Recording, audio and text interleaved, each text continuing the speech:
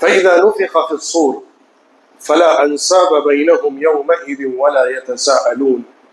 جب سور پھونک دیا جائے گا، آخرت قائم کی جائے گی، اللہ کی طرف سے اس دنیا کو ختم کرنے کا فیصلہ ہو جائے گا، دنیا کا نظام درہم برہم ہوگا، سارے جاندار کو موت دی جائے گی، سور پھونک کر اس دنیا کے خاتمے کا اعلان ہوگا، نیا عالم قائم کیا جائے گا، قیامت ہونے کے بعد آخرت کا دور شروع ہوگا۔ تو اس دور کے بارے میں اللہ نے ایک بنیادی بات بیان فرمائی،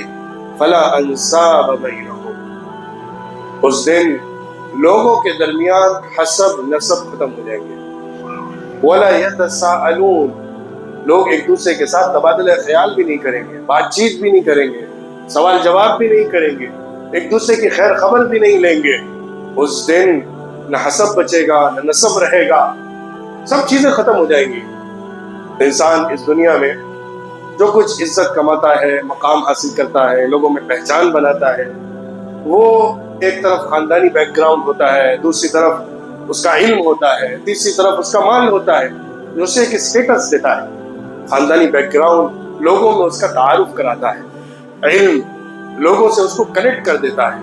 مال لوگوں کے لیے اٹریکشن کا باعث ہوتا ہے۔ یہی وہ بنیادیں ہیں کہ جن کی وجہ سے لوگ کسی کو دیکھتے ہیں، قدر کی نگاہ سے اس کی اہمیت کو سمجھتے ہیں۔ اس دن انسان ایک انفرادی شخصیت ہوگا، ہر انسان انڈیویجول بیس کے اوپر چیک کیا جا رہا ہوگا،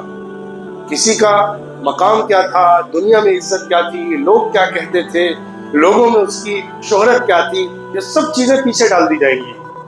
اس دن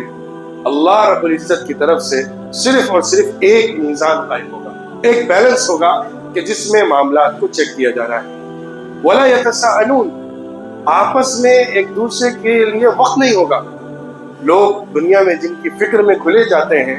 اور جن کی دنیا میں ذرا سی تکلیف کو وہ برداشت نہیں کر پاتے ہیں، اپنا آرام چین مال سب لگا دیتے ہیں، کل منہ موڑ کے ان کی طرف دیکھ نہیں رہے ہوں گے۔ اس دن نفسی نفسی کا عالم ہوگا۔